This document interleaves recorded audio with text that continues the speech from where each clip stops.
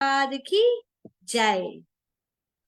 आप सभी भक्तों का स्वागत है प्रातःकालीन श्रीमद् भागवतम क्लास में। हम अध्ययन कर रहे हैं श्रीमद् भागवतम के चौथे स्कंद के 19 अध्याय से, और आज हम 35वां श्लोक पढ़ रहे हैं। निताई लीला माता जी। क्रतु विरमतामेषा देवेषु दुरवग्रह धर्म व्यतिकर यत्र पाखंडेन्द्र निर्मिते। ब्रह्मा ने आगे कहा, इन यज्ञों को बंद कीजिए, क्योंकि इनके कारण राजा इंद्र अनेक अधार्मिक कृत्य का सूत्रपात करने हेतु प्रेरित हुआ है। आपको भली भांति ज्ञान होना चाहिए कि देवताओं में भी अनेक अवांछित कामनाएं होती है। हाँ, तो ब्रह्मदेव 35वें श्लोक में आगे अपनी वाक्य को पुनः कंटिन्यू करते हुए कहते हैं कि आप अपने इस यज्ञ को इमीडिएटली स्टॉप कीजिए, क्योंकि इससे आपने इंद्र को उकसा दिया है कि वह अधार्मिक कार्य करे। और आपको तो यह भली भांति पता होना चाहिए कि ऐसे देवी देवताओं में भी अवांछित इच्छाएं होती है, ऐसी इच्छाएं होती है जो कि अच्छी नहीं है, पर क्योंकि वे देवी देवता हैं, उन्हें एक स्तर तो प्राप्त हुआ है, पर उनकी इच्छाएं समाप्त नहीं हुई। तो वो अपनी शक्तियों को गलत तरीके से इस्तेमाल करके भी अपनी इच्छाओं को पूरा कर सकते हैं। तात्पर्य एसी भक्ति वेदांत स्वामी श्रील प्रभुपाद द्वारा। श्रील प्रभुपाद की जय। मतलब कि दो दो स्टेटमेंट पढ़ेंगे हम। निताई लीला माता जी स्टार्ट करिए। तात्पर्य प्रभुपाद के द्वारा सामान्य व्यवसाय के कार्य में अनेक प्रतियोगी होते हैं और कभी कभी वेदों के कर्मकांड विषयक अध्यायों को लेकर कर्मियों के बीच श्रद्धा तथा द्वेष उत्पन्न होता है। कर्मी से ईर्ष्यालु होने की आशा की जाती है, क्योंकि वो भौतिक सुख को छक कर भोगना चाहता है। ये भौतिक रोग है। फलत कर्मियों के बीच चाहे सामान्य व्यापार हो या यज्ञ हो, सदैव श्रद्धा रहती है। ब्रह्मा का उद्देश्य इंद्र तथा महाराज पृथु के बीच श्रद्धा का अंत करना था, क्योंकि महाराज पृथु महान भक्त एवं ईश्वर के अवतार थे। इसलिए उनसे प्रार्थना की गई कि वो यज्ञों को बंद कर दे, जिससे इंद्र और आगे अधर्म न चलाए, जिसका पालन आपराधिक प्रवृत्ति के लोग सदा करते हैं। हरे कृष्ण। हरे कृष्णा।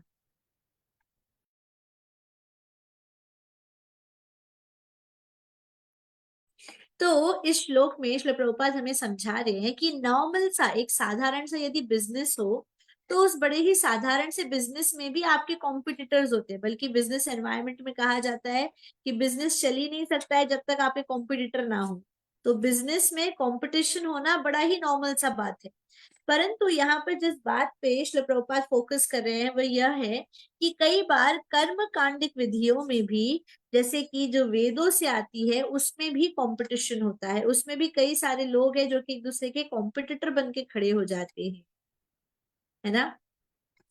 तो और वो क्या करते हैं, जैसे एक कर्मी होता है दूसरे से ईर्ष्या करता है, वैसे ही वे कर्म कांडी विधियों के अनुसार भी एक दूसरे के साथ में ईर्ष्या करते हैं।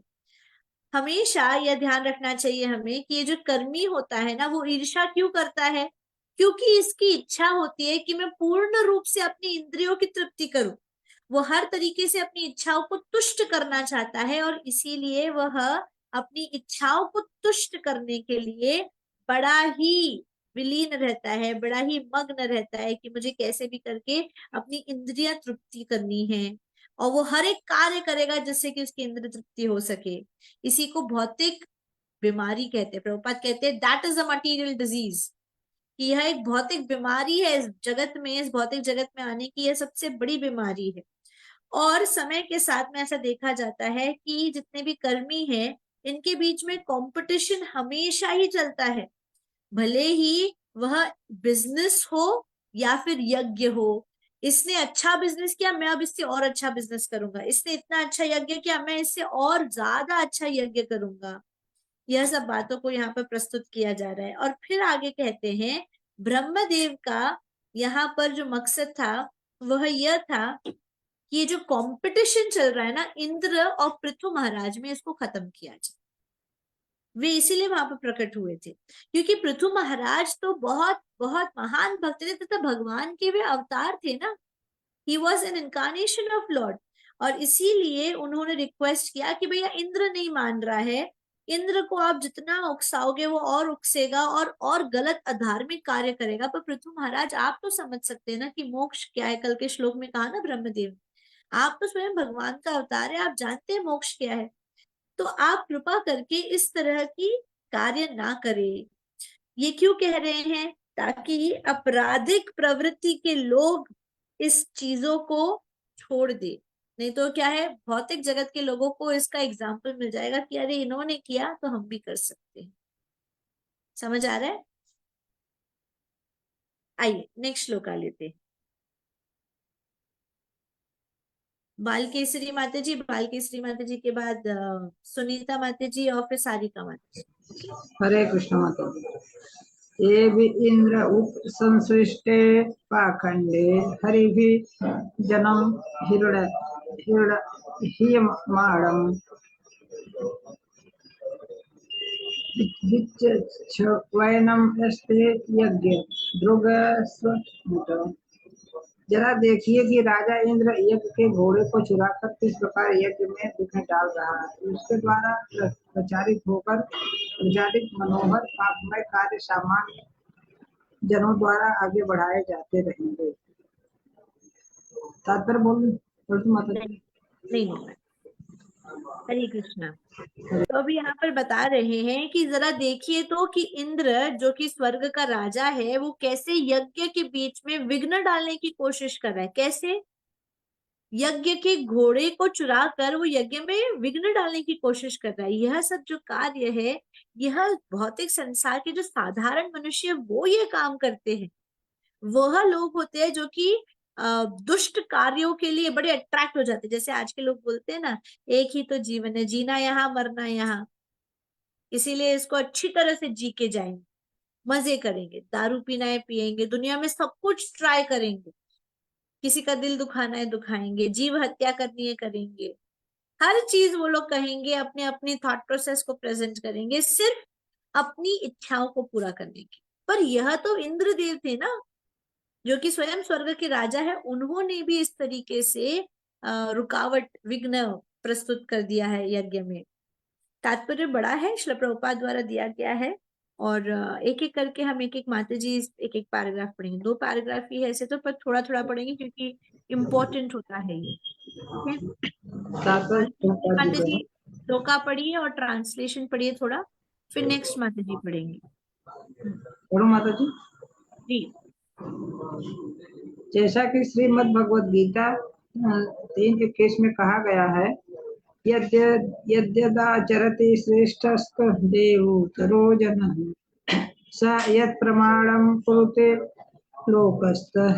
लोकस्तदनुवर्तते। महापुरुष जो आचरण करता है, साधारण मनुष्य उसका अनुसरण करते हैं। वह पुरुष अपने विलक्षण कर्मों से जो आदर्श स्थापित कर देता है, संपूर्ण विश्व उसके अनुसार कार्य करता है। राजा इंद्र ने अपने इंद्रिय तृप्ति के लिए ही महाराज पृथु को एक समय यज्ञ न करने देने का विचार किया। अतः उसने घोड़ा चुरा लिया और वह अपने आप को अनेक अधार्मिक पुरुषों के बीच सन्यासी का वेश धारण करके छिपाता रहा। पूरा कर दो पैराग्राफ। नहीं माता जी, थैंक यू। हरे कृष्णा। तो श्री प्रभुपाद सबसे पहला तात्पर्य ही शुरू कर रहे हैं इस बात को लेकर कि भगवत गीता के 3रे अध्याय के 21वें श्लोक को कोट कर रहे हैं। बड़ा ही सुंदर सा श्लोक है। यद यद अचरति श्रेष्ठास तत्तत् एव तरो जनः। देखिए, कभी भी भगवत गीता में, भागवतम में या शास्त्रों में एक ही शब्द 2 बार आए तो बहुत उसको समझना चाहिए कि बहुत इंपॉर्टेंट है। तो देखिए यहाँ पर लिखा है यद यद अचरति श्रेष्ठास तत्तत् एवतरो जनः। तो जिस तरह का आचरण श्रेष्ठ, समाज के जो श्रेष्ठ लोग होते हैं, जिस तरह का आचरण महापुरुष करेंगे, उसी तरीके से तत्त उसी तरीके का एवतरो उसी प्रकार का आचरण कौन करेंगे? एवतरो जनः, जो नॉर्मल जनता है वह जनता भी इसी प्रकार का आचरण करेगी। समझ में आ रहा है ना आप सभी को? यस। इसीलिए यहाँ पर बताया जा रहा है कि जो भी स्टैंडर्ड एक महापुरुष सेट कर देते हैं, वही चीज को यहाँ पर एक मनुष्य भी फॉलो करना स्टार्ट कर देते हैं।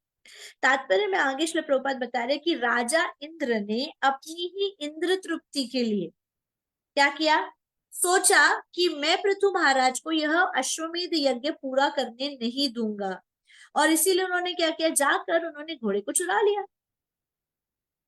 और वो सिर्फ घोड़े को चुराए नहीं, उन्होंने एक अधार्मिक कार्य प्रस्तुत किया। देवी देवता जो है वह धार्मिक प्रिंसिपल्स को एस्टैब्लिश करते हैं, अधर्म की तरफ नहीं जाते हैं। और इंद्र राजा होते हुए भी उन्होंने अधार्मिक प्रिंसिपल को यहाँ पर प्रस्तुत किया। इससे समझ आता है कि उन्होंने कैसे एक अनैतिक कार्य की तरफ अपना आकर्षण प्रस्तुत किया, क्योंकि वो पृथु महाराज को हराना चाहते थे। वो नहीं चाहते थे कि पृथु महाराज अपना अश्वमेध यज्ञ पूरा कर पाए, इसीलिए उन्होंने अपने आप को इस तरह के अधार्मिक कार्य में प्रस्तुत किया। और क्या था अधर्म कार्य? पहला तो घोड़ा चुराया, और ऊपर सबसे बड़ी चीज क्या थी, उन्होंने सन्यासी का वेश धारण करके वो भाग रहे थे, ताकि किसी को भी लगे कि ये सन्यासी है और मुझे रोके ना। तो ऐसे कार्य से कौन अट्रैक्ट होता है? श्रील प्रभुपाद बता रहे साधारण मनुष्य जो है वह ऐसे गलत कार्य से अट्रैक्ट होते हैं, पर ये बहुत खतरनाक है, ये बहुत डेंजरस है। और ब्रह्मदेव इसीलिए इंसिस्ट कर रहे थे, और इंस्टेड कि वो जाकर इंद्र को समझाए कि आप गलत कर रहे हो, वे सोचे कि इंद्र नहीं मानेगा, इंद्र जाके और अधार्मिक कार्य करेगा, इससे बेटर है मैं जाकर यज्ञ ही रुकवा दूं। और वो तुरंत यहाँ पर आ जाते। श्री प्रभुपाद तात्पर्य में बता रहे हैं कि एक बार गौतम बुद्धा ने भी यह कार्य अपनाया था। कैसे? जब उन्होंने देखा था समाज के लोग बिना सोचे समझे पशु हत्या करे जा रहे हैं, क्या नाम पे? धर्म के नाम पे, यज्ञ नाम पे। और कहते हैं, वेद कहते हैं, वेदों में आदेश है कि पशु हत्या करनी चाहिए। तो वेदों को कोट करते हुए जब लोगों ने पशु हत्या करना शुरू किया, तो गौतम बुद्धा प्रकट हुए और उन्होंने उनको कहा कि ये गलत है, अधर्म कार्य, अधार्मिक कार्य कर रहे हो, ये धर्म नहीं है। तो एक्चुअली जैसे कि हमने पिछले श्लोक में भी पढ़ा है, वही चीज को यहाँ पर रिपीट कर रहे श्रील प्रभुपाद कि मनुष्य जो है, मनुष्य यज्ञ करता है ताकि देवी देवता प्रसन्न होकर उनकी इच्छाओं को पूरा करे। पर यज्ञ करने में कंडीशन है। क्या है यज्ञ करने में कंडीशन? सिंपल सा यह कंडीशन है कि आपने जिसको भी यज्ञ कुंड में डाला है, जिस भी पशु को डाला है, वो यज्ञ के पश्चात एक नए जन्म के साथ पुनः लौट के आएगा। परंतु गौतम बुद्ध जब आए थे और इस तरह का प्रचार किया उन्होंने, तब उन्होंने देखा कि ऐसा कुछ नहीं हो रहा है। वो सिर्फ पशुओं को डालते जा रहे हैं और उस पशु के शरीर को निकाल के स्वयं खा जाते हैं शास्त्रों के नाम पे। और उन्होंने इसीलिए कहा कि यह सिर्फ मासूम जानवरों को हत्या करने का एक तरीका बन गया है। और इसीलिए उन्होंने आकर कहा कि उस समय पे कहा कि यह वेद जो है, यह वेदों में सही नहीं बताया गया है, पशु हत्या नहीं करनी है। हमें यह कार्य क्यों बताया गया? ताकि यह जो इस तरह के गलत यज्ञ हो रहे हैं उसको स्टॉप कर दिया जाए। The wrong principles which were being established had to be stopped। And इसीलिए यहाँ पर गौतम बुद्ध आए थे, उन्होंने कहा कि वेदों को इस समय पे आप मत मानिए, या वेदों के बात को रखते हुए आप पशु हत्या मत करिए। ठीक है। सारिका माता जी, सेकेंड पैराग्राफ पढ़िए प्लीज।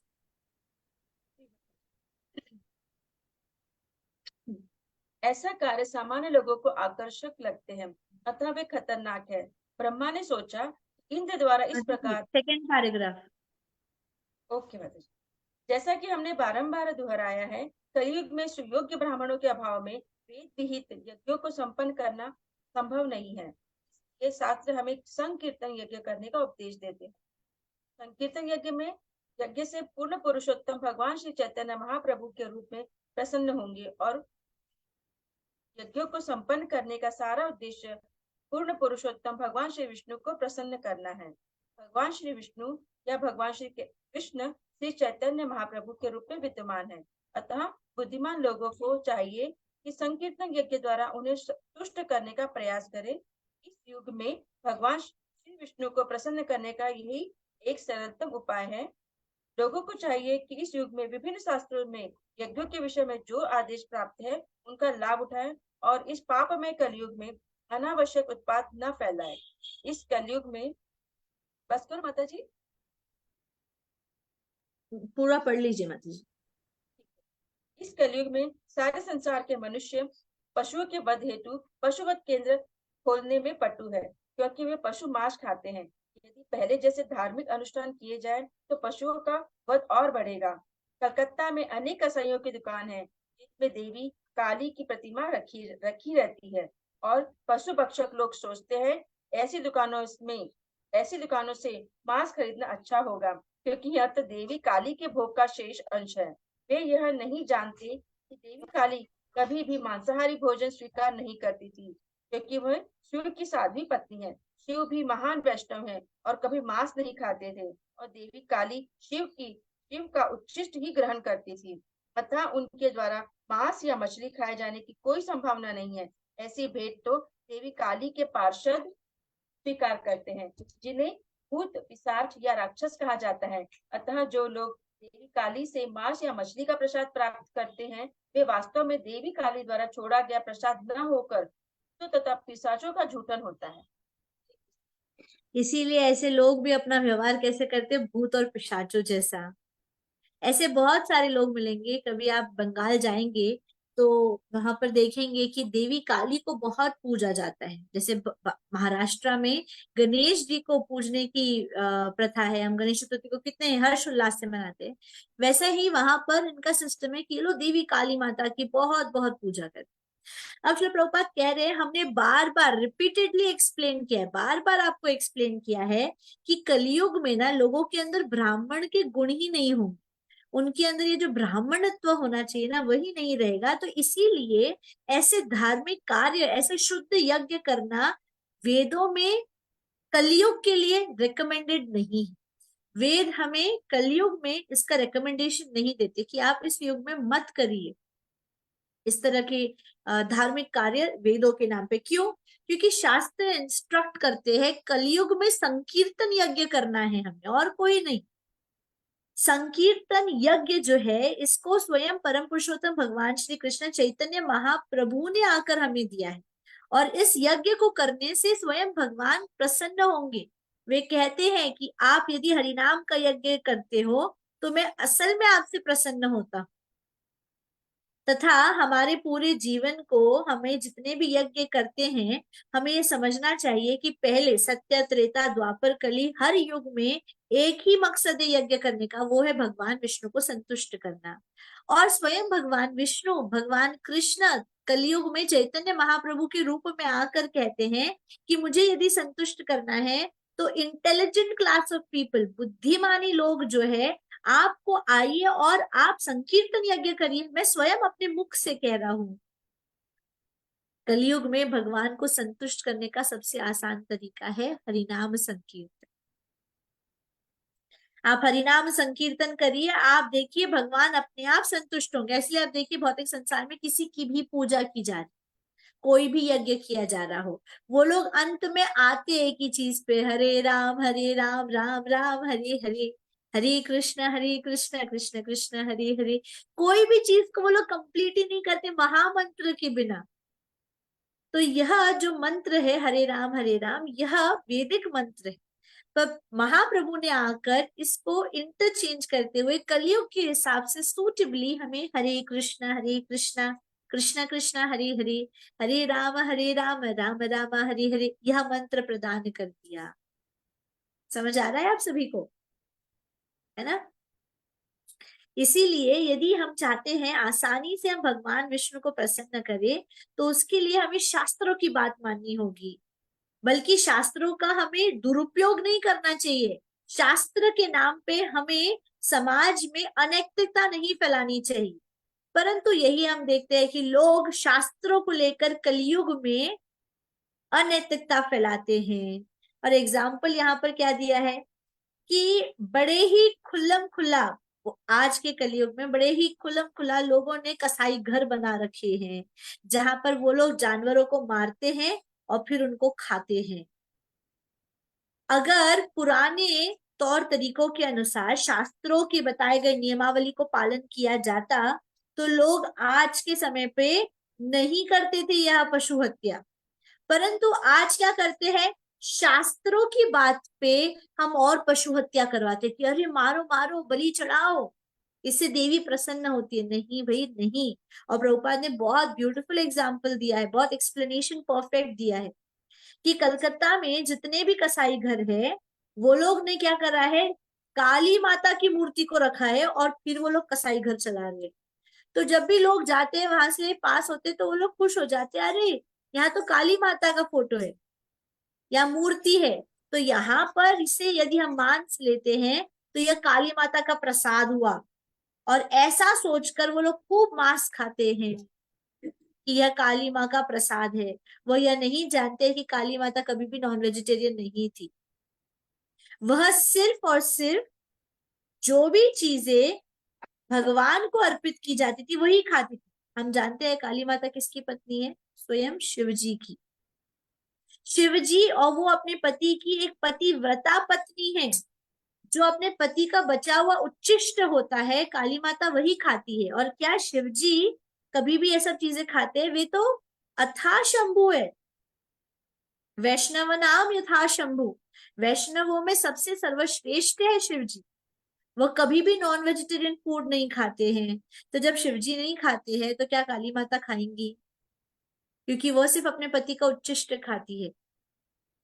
तो यह जो फूड और, तो माता जी ये जो बलि चढ़ाई जाती है ये सब कौन खाता है? प्रभुपाद सीधा सीधा कह रहे हैं ऐसी जो चीजें काली माता को चढ़ाई जाती है वो काली माता नहीं, परंतु उनके जो आगे पीछे भटकने वाले लोग हैं जैसे कि भूत पिशाच राक्षस, वो लोग यहाँ से चीज एक्सेप्ट करते हैं। एंड जो लोग काली माता के नाम पे यह प्रसाद को ग्रहण करते कि ओहो ये मांस नहीं काली माँ का प्रसाद है, वो काली माँ का नहीं भूत पिशाच तथा राक्षसों का खाया हुआ भोजन खा रहे हैं। क्यों भक्तों के मुख का प्रसाद खाने कहते हैं? क्योंकि भक्तों के जो गुण हैं वो हमारे अंदर आ जाएंगे। समझ आ रहा है? परंतु बाकी लोगों के यह सब चीज प्राप्त, बाकी किसी के भी प्रसाद को ग्रहण करा जाता है ताकि भक्तों की गुण आए। पर आप भूत पिशाच जैसे लोगों के मुख का खाओगे तो आपके अंदर गुण कैसे आएंगे? भूत पिशाचों जैसे ही आएंगे। तो आप सबको अंडरस्टैंडिंग मिली आज कि क्यों यह भोग लगाया जाता है और किस तरीके से ये भोग खाया जाता है। हाँ जी। कभी भी अगली बार से कोई भी आपसे इस बात पे चर्चा करे तो आपके पास में अंडरस्टैंडिंग है क्योंकि आपने पढ़ा है और आप वह शास्त्र की बात को उनके सामने प्रस्तुत कर सकते हैं। इसीलिए कहा जाता है शास्त्र पढ़िए, क्योंकि श्रील प्रभुपाद ने हमें सब कुछ हमारे शास्त्रों में दिया और उनके इन ट्रांसलेशंस को हम पढ़ेंगे तो ऑटोमेटिकली क्या होगा, मैटर सॉर्ट हो जाएगा। दिल गेट एन आंसर। जैसे कि मुंबई में कौन सी एक अपना क्या है, विरार में कौन सी देवी है?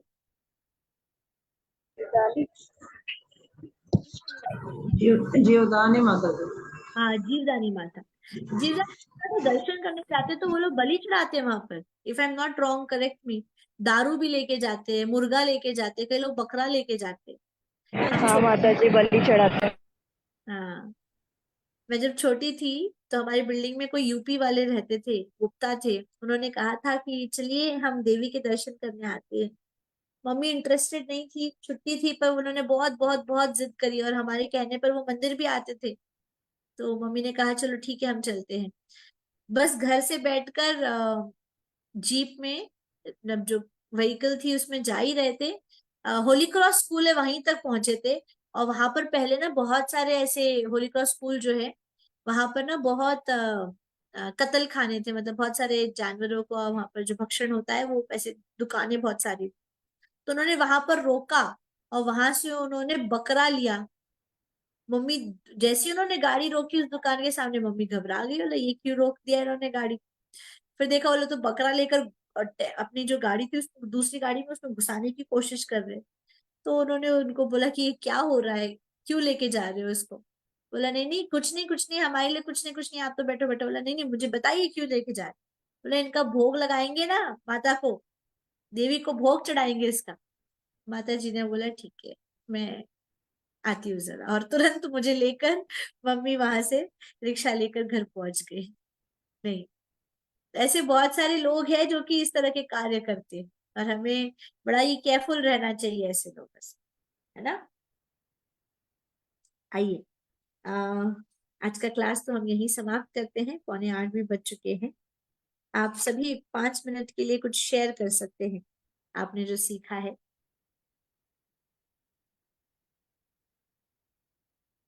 एक एक पॉइंट सबको कहना है, जल्दी जल्दी से, चलिए।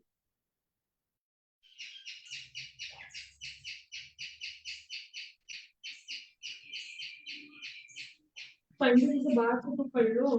ब्राह्मण से पूजा करवाने के लिए देखना चाहिए कि सुयोग्य है कि नहीं है। वो मांस मछली तो नहीं खाता है। हाँ? वेरी गुड, वेरी नाइस, ठीक है। नेक्स्ट।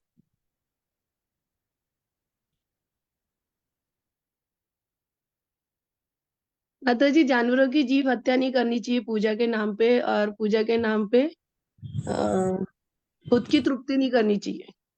Okay, good. नेक्स्ट।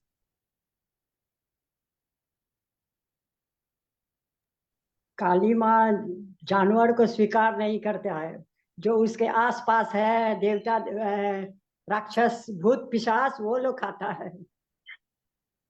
काली माता भगवान की बड़ी अच्छी भक्त है, वो ये सब चीजों को एक्सेप्ट नहीं करती। आसपास के लोग जो है वो लोग खा लेते हैं ये सब चीजें। शिव जी का, काली माँ शिव जी का ही उच्चिष्ट खाती है क्योंकि वो उनकी अर्धांगिनी है।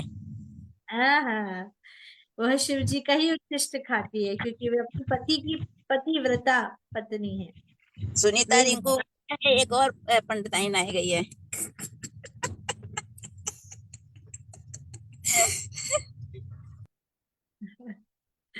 हाँ, आगे बताइए। हरे कृष्ण माता जी। जैसे कि मतलब कहा, मतलब इसमें है जैसे कि ना इंद्र ने, सॉरी, राजा राजा पृथु ने प्रयास किया था कि है ना मैं तो मतलब इंद्र को है ना मारूंगा। तो फिर ब्रह्मा जी ने कहा महाराज जी को, सॉरी पृथु महाराज जी को, कि अगर है ना, अगर आपने ऐसे है मतलब किया तो फिर ना लोगों को ना क्षय है ना मिलेगा अधर्म करने के लिए। नहीं, वैसे वैसे भी ना अधर्म है ना बढ़ रहा है, तो है ना जैसे है ना अगर आपने है ना किया तो है ना लोगों को भी है ना मिलेगा कि नहीं, हम हम लोग भी ना ऐसे ही है ना करेंगे। तो ऐसे ना अधर्म बहुत है ना विनाश का है ना कारण है, जो जो जो आज आज भी है, चल रहा है जो। तो ओके, हरे कृष्णा मत। Very good. आपको एक बात बताऊं, हमारी क्लास में जो बच्ची जुड़ती है, रॉयल कॉलेज की स्टूडेंट है वो, प्रीति, वो बंगाली है। उसकी मम्मी उसको भक्ति करने देती नहीं है और वो क्योंकि बंगाल से है, वो नॉनवेज वगैरह वो लोग बहुत खाते हैं। तो बार बार वो कहती है, घबराती है इस बात से कि तू मंदिर मत जाया कर, नहीं तो तू मांस मटन मच्छी सब तो छोड़ चुकी है, अब तू घर भी छोड़ देगी। तो वो लोग में बहुत कॉमन चीज है ये, मांस खाते हैं क्योंकि ये काली माँ का प्रसाद है, और बहुत कॉमनली बोलते हैं, हर हर एक बंगाली बोलता है कि काली माता का प्रसाद है ये। तभी उसी का मैसेज आया है कि माता जी ये पैराग्राफ का फोटो भेजना, मुझे अपनी मम्मी को दिखाऊंगी। तो यह श्रील प्रभुपाद की कृपा है हमारे ऊपर कि वे जो भी कुछ हमें देना चाहते थे वे हमें शास्त्रों के माध्यम से देके जा चुके हैं। जगत गुरु श्रील प्रभुपाद की जय। जय राज श्रीमद् भागवतम की जय।